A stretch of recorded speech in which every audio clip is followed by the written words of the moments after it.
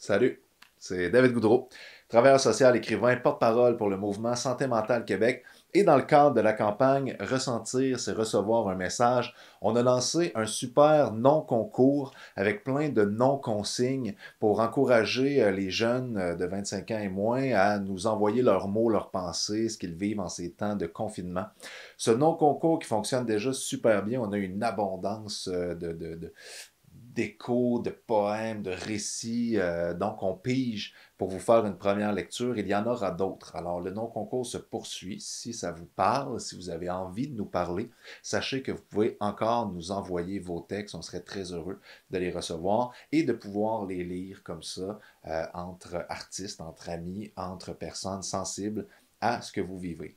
D'ailleurs, aujourd'hui, j'ai la chance de lire des textes en compagnie d'une poète, une autrice, mélodiste, interprète que j'apprécie beaucoup, une amie avec qui j'ai partagé la scène à quelques reprises, André Lévesque-Sioui, qui est une Wendat de la communauté de Wendake. D'ailleurs, j'en profite pour saluer les amis de Wendake et vous encourager à aller à la librairie Anénorak, qui est magnifique et fort bien équipée pour vous faire découvrir une littérature qui peut-être vous échappe pour l'instant.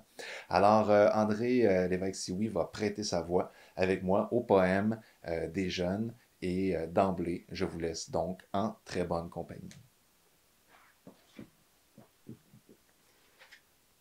Kwe, kwe aweti askenonia isques, André Lévesque wihiati, wendat endi, hiandia wishiwa yokute.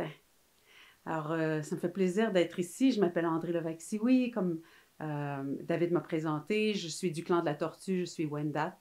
Et c'est vraiment, je suis hyper honorée d'être ici parce que c'est important, la santé de partout, la santé du corps, de la tête, de l'esprit, du cœur. Puis, ben, nous, on retrouvait ça dans le temps de toutes les façons possibles, hein, avec les contes, les histoires. Donc, on n'avait pas l'écriture. Mais aujourd'hui, on l'a. Et il y a vraiment beaucoup d'artistes des Premières Nations, de jeunes aussi, qui touchent à l'écriture de plus en plus. Je vous invite à écrire. Et bientôt, on aura le Salon du livre des Premières Nations qui est à Québec. Mais cette année-ci, c'est virtuel, de façon virtuelle. Donc, du 25 au 29 novembre prochain, allez vous brancher à vos écrans. Salon du livre des Premières Nations, on va être au poste. David? C'est merveilleux. C'est merveilleux. Kahashia, on dit Kahashia en Wendat. Euh, j'ai une pensée particulière pour la famille de Joyce et Echaquan. Mon cœur est avec vous. Et puis, je pense que tout le Québec vibre avec vous. C'est ensemble qu'on va trouver des solutions. Et c'est ensemble, c'est en se parlant, en se regardant, en se voyant et en acquiesçant à la présence les uns des autres, avec nos sensibilités propres, qu'on va arriver à faire de ce monde un beau monde. C'est émotif. Oh, si c'était légal, je viendrais te faire un câlin. Merci, André. Tiens, Wakina. Merci, Miigwech. On commence avec un premier texte. On va commencer justement avec l'hibernation de l'ours. L'automne montre le bout de son nez. Les feuilles rougissent comme à l'habitude et pourtant, j'ai l'impression que c'est la première fois que je ressens cet engourdissement. Normalement, la chaleur fait partie de mon quotidien, mais ces temps-ci, je ne vois plus d'oiseaux ni même de cerfs ou d'orignal, qui pourtant adoraient venir gratter leur bois sur le dessus de mon abri pour me souhaiter un bon matin ou m'avertir de la température. Maintenant, je suis seule. Je ne sais pas lorsque je les reverrai, puisque tout cela n'était pas prévu. L'automne est arrivé bien trop tôt cette année et sans me prévenir, je dois faire des réserves.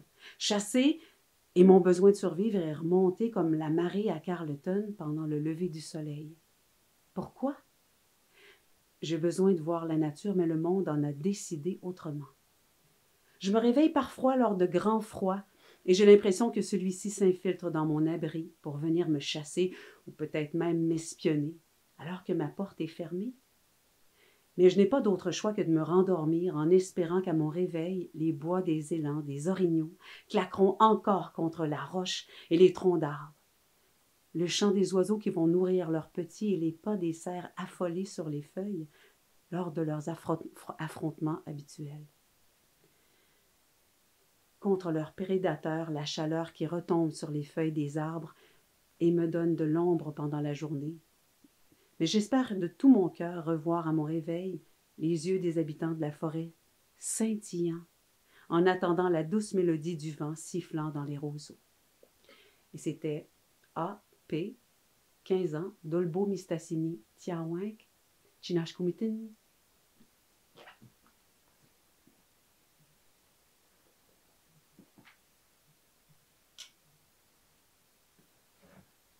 Et la lumière fut. Merci André, merci beaucoup. Et elle ne s'en est pas vantée, mais moi je me permets de vous recommander fortement un spectacle qu'André Lévesque-Sioui présente avec l'immense écrivain et ami aussi Jean Sioui. J'en désire absolument Jean Sioui, qui est aussi un immense écrivain et j'ose espérer un ami qui d'ailleurs a publié des recueils de poésie qu'il faut absolument lire. Mais Jean Désy, écoute, mon ami, pardonne-moi. Et j'espère que nous aurons la chance de nous recroiser bientôt, que je te récite un bout de ton Ning Malamoun qui m'habite encore. Donc, surveillez ça. Jean Désy et André Lévesque Sioui. Et profitez-en donc pour lire Jean Sioui aussi et Naomi Fontaine, Natacha Canapé-Fontaine, Joséphine Bacon, Louis-Carl Picard Sioui, les chroniques de Kitschike, gros coup de cœur. Et un autre coup de cœur ici que j'ai entre les mains. Page blanche. J'écris ma voix en quête d'un silence criant. Les pensées débordent en désordre, m'assourdissent, me paralysent, me grisent. La page reste blanche, l'insomnie reste reine. Solution exutoire me guette. Charmons et désordonné pour une soirée, je vous consommerai. Ajoutez la facture sur mon compte, je payerai plus tard. Peut-être.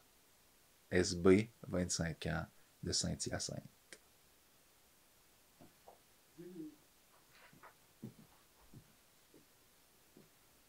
Offre-nous, microbe. Telle la souffrance, la violence sera libérée de tout confinement. Lors de la trouvaille du soleil dans cette tempête de foudre, tels les esclaves, nous serons libérés de toute mauvaise ganache dans cette complotiste année, parsemée de solitude. Nous vivons dans un enclos tel une sardine claustrophobe dans sa boîte d'aluminium. Quand serons-nous délivrés de toute veloutée d'émotions? Quand serons-nous délivrés de tout ce manège sans fin?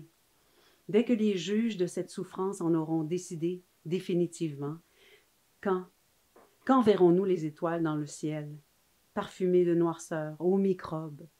Dis-nous, offre-nous cette illumination dans notre vie, offre-nous le début d'un horizon nouveau, offre-nous cette chance, nous t'en remercierons un jour. Je ne sais pas encore comment, mais nous le ferons, promis. Et c'est SS 17 ans de Shawinigan. Et moi, les personnes qui arrivent à plugger le mot ganache dans un texte, déjà partent avec ouais, exactement 10 points de plus. Très beau texte. Merci, SS. On y va maintenant avec MPP, 13 ans, de Sainte-Perpétue de Lillet. Alors, je ne sais pas quelle est la population en ce moment Sainte-Perpétue de Lillet, mais probablement que ses proches l'identifieront facilement. Évidemment, il va avec les initiales pour les lectures, compte tenu qu'on a beaucoup de personnes mineures, donc pour respecter voilà, la confidentialité, on y va avec les initiales, mais n'hésitez pas, ceux et celles qui se reconnaissent et qui ont envie de s'identifier, de laisser des petits commentaires dans la publication ou de repartager ce moment de lecture. Confine-toi. Isole ton esprit et ton corps loin de moi. Parfois, toujours, respirer le même air me rend sans joie. Voir ton sourire me manque. Quand tu es masqué, c'est comme si dans ma tête il se met à pleuvoir. Les mains rendues sèches et fripées, je me demande quand ce chaos sera terminé. Protège-toi et ne reste pas trop près de moi. Choisis de faire le bon choix et tais-toi. Tout ira mieux bientôt. Oublie pas que nous sommes dans le même bateau. J'aimerais revenir à la vie d'avant, mais avant n'est plus maintenant. Merci, MPP.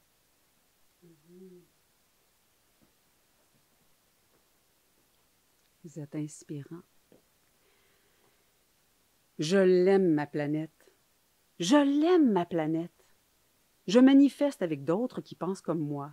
Je marche des kilomètres pour la sauver. Je mets la faute sur les autres. Les hauts dirigeants, les compagnies pétrolières, les gros commerces. Je crie et montre mes pancartes devant les journalistes. Je demande aux autres de me prendre en photo.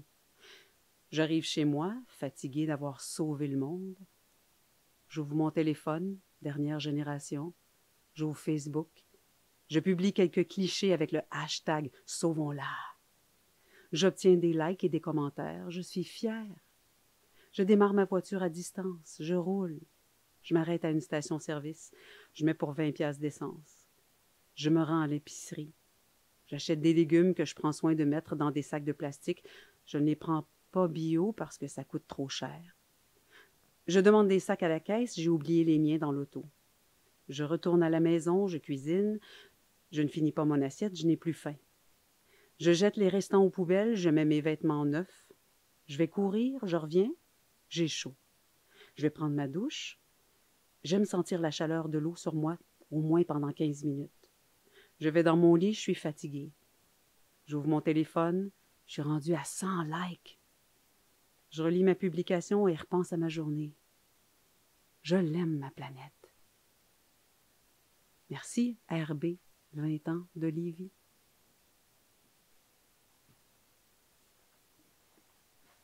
Belle ambiguïté dans ce texte, hein? Ouais. Ouais, c'est très intéressant, très intéressant. D'un point de vue littéraire, il se passe quelque chose. Le gros pain. Je pense que ça va te plaire aussi, c'est un petit côté conte. Ouais, ouais. Le gros pain. Cela a commencé avec une personne qui transportait un gros pain tellement délicieux que tout le monde voulait un bout. Cela a commencé avec la même personne, ce généreux garçon qui partageait son pain à chaque individu qu'il croisait dans la rue. Maintenant, ils sont des milliers à transporter ce gros pain délicieux, personne ne voulait le garder tout seul pour lui. Maintenant, ils sont des millions à le transporter, des millions de zombies à partager leur bout de pain. Des psychologues sont venus pour les convaincre de lâcher leur bout de pain délicieux. Mais eux aussi, ils finissent par céder à son charme, personne ne peut résister. La ville est sans vie et on voit seulement ses habitants qui dégustent leur pain, tellement délicieux que tout le monde en voulait un bout. Mais qu'est-ce que ce bout de pain? J'allais réfléchir. EP, 15 ans, Mont-Saint-Hilaire, tu as réussi à soulever un doute en moi et à m'intriguer. Bravo. Oui, il y en a plusieurs qui en ont fait du pain aussi, de ces temps-là. En voici un qui va me donner un peu de fil à retordre. Magnifique. Lorsque je ressasse dans mes pensées éparses et éclatées les souvenirs de la période florissante de ma vie, il m'arrive souvent de retomber dans cet état catatonique, intraveineuse, scotché au bras et écran masque entourant mon esprit encore larvaire.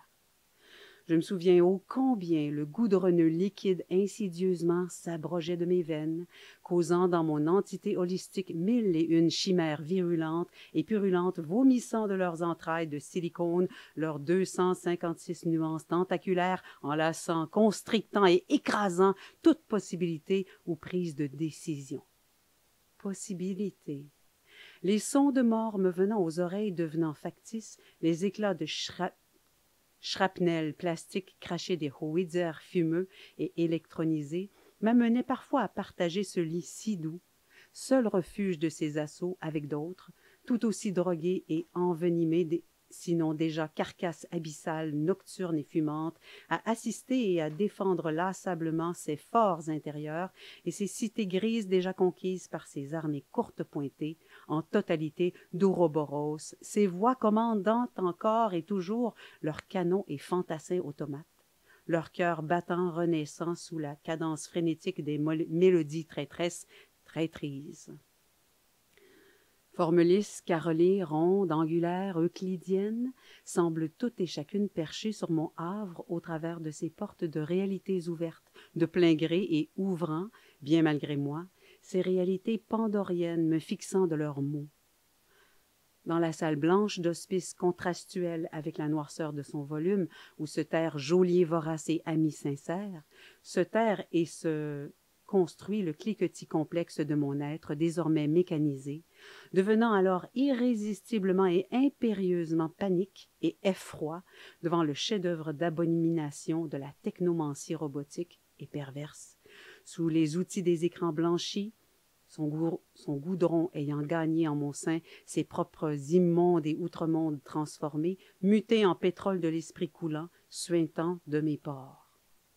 Que pitié s'empare du non-être que je suis, s'insuffle en moi, prométhéen décadent que je possède et me rappelle ainsi au ragnarokisme de la réalité autrefois si douce dans sa désormais extravagante petitesse. Et c'était OR, 25 ans de Victoriaville, qui nous remercie beaucoup de l'initiative. Mais nous, en tout cas moi, je te remercie. C'était un exercice pour, pour la bouche. Et aussi, j'ai dû chercher dans le dictionnaire plusieurs des termes que tu as, comme shrapnel, qui est un obus, et puis owizer, un obusier, et ouroboros, hein, qui est le serpent qui se mange la queue, et Prométhée dans la mythologie grecque, qui est le prévoyant ou un titan qui a dérobé le feu de l'Olympe. Et finalement, Ragnarok, c'est celui dans lequel vous allez pas vous enfarger, vous, jeune génération. Dans la mythologie nordique, le Ragnarok renvoie à une fin du monde prophétique.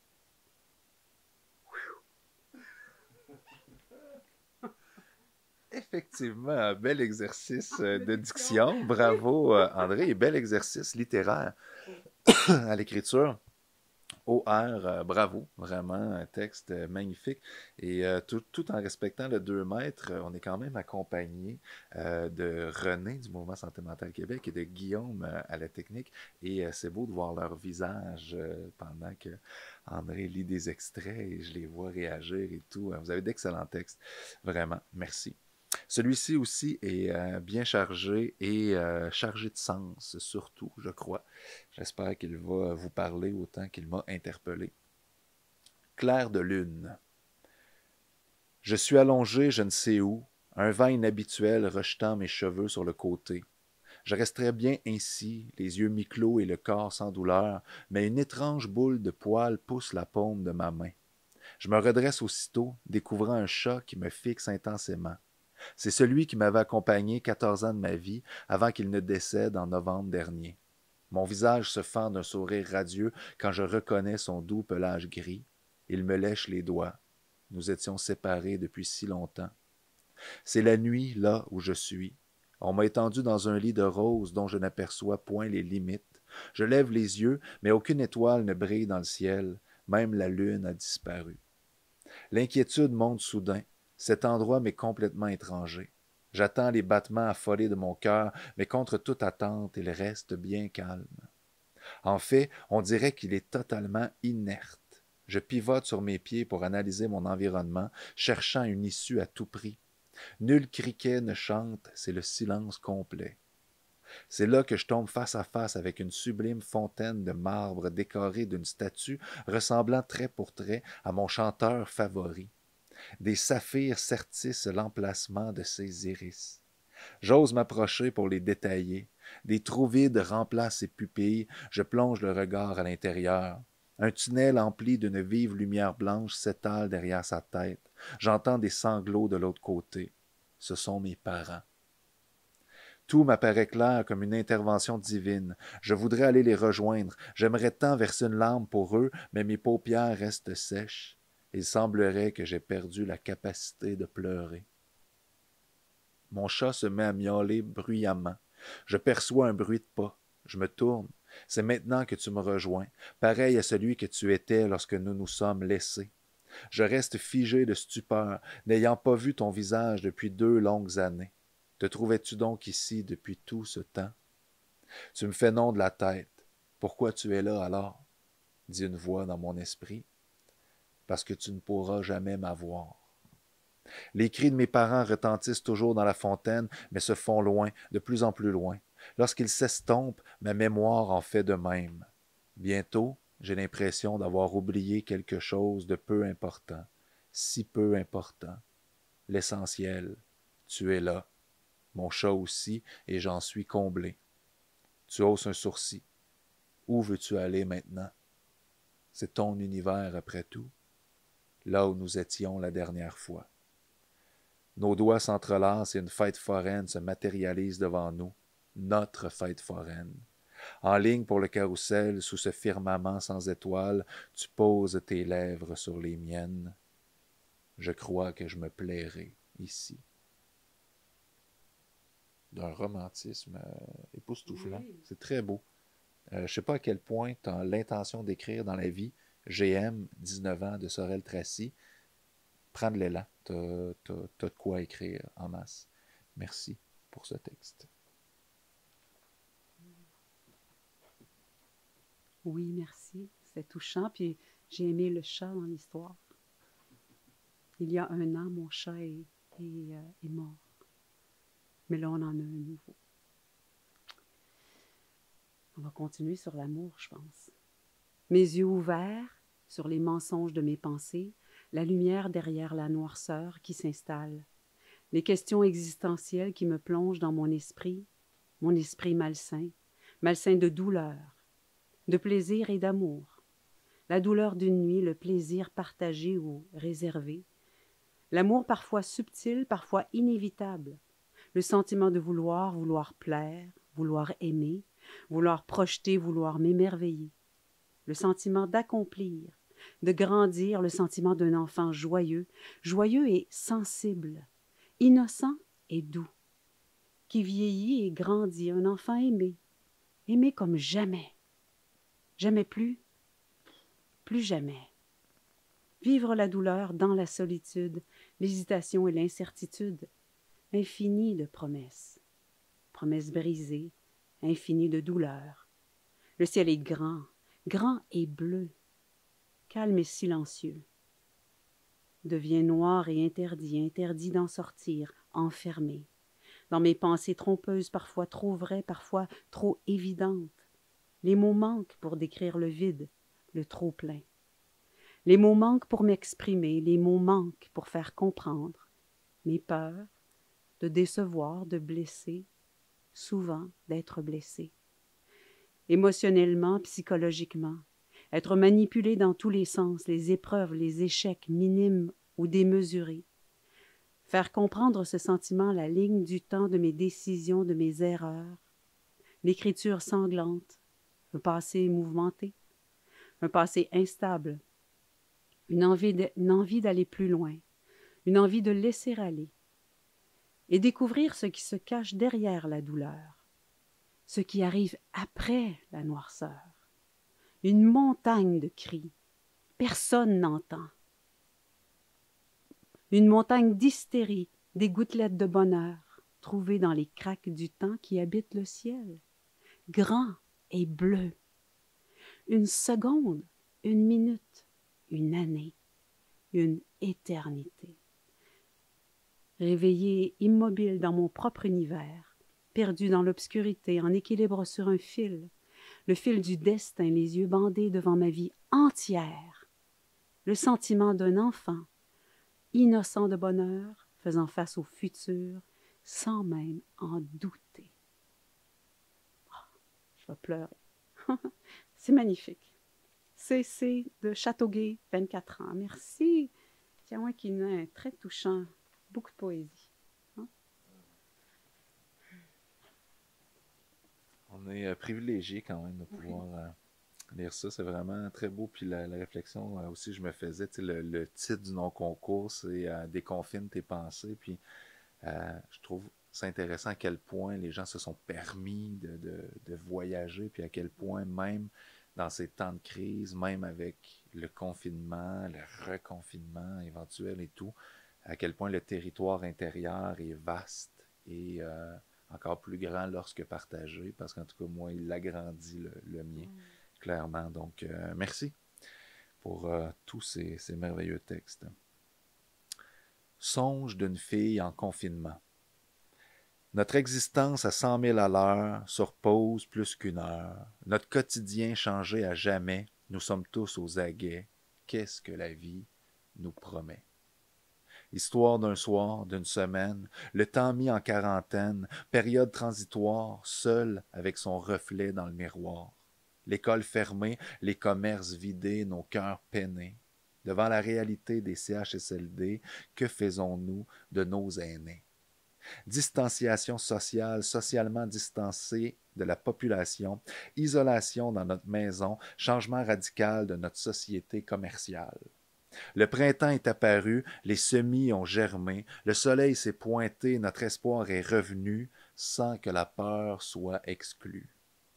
Un combat à mettre aux annales, notre bataille nationale. Distanciation, pas différenciation. Nous sommes sur un piédestal devant ce monstre fatal. Profitons de beaux moments, émerveillons-nous devant la nature, sans artifice ni fioriture. Célébrons la chance d'être vivants. Profitons-en pendant que nous avons le temps. À toi, Covid, ne te pointe le ventre vide, nous te ferons un croc en jambe, l'union donne une force transcendante, un pour tous et tous ensemble. MT, 17 ans, solidaire, bien d'accord avec toi. Et comme on le disait, on n'a pas choisi des textes parmi tous ceux qu'on a reçus, on a vraiment pigé des textes. Donc peut-être que vous avez envoyé un texte qu'on n'a pas lu aujourd'hui, mais sachez qu'on pourrait le lire plus tard, sachez que vous pouvez en envoyer d'autres. Si vous ne l'avez pas encore fait, n'hésitez pas à nous contacter, entre autres par le site du Mouvement Santé Mentale Québec, êtrebiendansa-tête.ca. Et avant de vous laisser, donc évidemment, je vous encourage à prendre soin de vous-même, de votre tête, de votre âme. N'hésitez pas à aller chercher de l'aide si vous en avez besoin. N'hésitez pas à chercher l'aide qui vous amènera à l'aide adéquate aussi. Donc, évidemment, Info Social, il y a des ressources autour de vous, probablement dans vos écoles aussi, même si vous n'y êtes pas physiquement. Souvent, il y a des ressources d'aide psychosociale que vous pouvez consulter à distance. Et pour prendre soin de soi, en tout cas pour prendre soin de moi, déjà, il y a l'ami André Lévesque-Sioui qui nous a lu plusieurs textes et je vais lui laisser le mot de la fin en espérant que ce mot de la fin portera ses propres mots. Donc, c'est une artiste vraiment à découvrir et je vous dis merci d'avoir été là. Je remercie le Mouvement Santé Mentale Québec de me permettre de porter ce non-concours et j'espère qu'on se retrouve bientôt pour une autre lecture publique de Déconfine tes pensées. Je vous laisse avec André. Merci David, Tiawank Inin. Je me souviens, moi, de la première fois que je l'ai rencontré, je vais faire ça bref, mais il m'a époustouflé par sa grandeur et sa proximité. Et il est resté le même, maintenant avec tout le succès qu'il a. David, tu es un être d'exception. Et sache, parce que je veux te parler à toi, là, sache qu'on part de la même place que où tu es. Probablement avec beaucoup de différences, hein? Chacun avec ce qu'il porte, puis dans son contexte. Mais il n'y a rien d'impossible à partir du moment où tu t'ouvres et que tu te mets à écrire. Ça peut être une piste vraiment le fun pour toi, ça peut être la musique aussi. Moi, l'art, ça a sauvé mon cœur, ça a sauvé ma vie. Puis aujourd'hui, je me retrouve à côté de belles personnes qui partagent la même passion, soit par l'écriture ou la musique. Je te laisse sur un texte que j'ai écrit récemment. Ça s'appelle « Je veille, mon enfant, je veille ». C'est vraiment à toi que je parle, peu importe ton âge, parce qu'il y a toujours un enfant dedans. Je veille, mon enfant, je veille. Pendant que tu joues sous les décombres de la mort, entre les ruines des grands tabous, au cœur des cendres du désespoir, des gestes ratés et des mots ravalés. Je veille, mon enfant, je veille. Pendant que tu te rebelles solitaire, que tu manges ta folie, pendant que tu te noies dans l'amour flou, pensant ta blessure éternelle que les autres ont traînée avant toi. Je veille, mon enfant, je veille. Du matin au soir et la nuit encore je veille, scrutant la souplesse de ton esprit pétrifié. À l'affût des vagues qui te remontent le cœur, je cherche le timbre posté derrière ta voix éraillée, sous le voile du palais. Je veille, mon enfant, je veille, pendant que tu songes au pire à l'orée du bois brûlé, pendant que tu pleures. Beau temps, mauvais temps, trahi par les oracles d'hier et les horoscopes du jour. Je veille, mon enfant, je veille. d'est en ouest, de l'abandon à l'humiliation, au nord de tes frilosités, au sud de ta timidité, là où tu passes sans te faire voir. Je veille, mon enfant, je veille, comme on a veillé sur moi, dans l'ombre, à distance, en prière. Des yeux couleur de celle qui voit, des veilleuses investies, infatigables, consacrées à sauver des cœurs d'enfants. Toi aussi tu veilles. Merci. Tiawank. Ouf. Wow. Oh. Wow. Oh. Hey. Merci. Merci. Tellement... Ben là, wow. on reprend-tu? Ou... Non, une chance que je t'ai laissé le mot de la fin, je ne vais pas revenir après ça.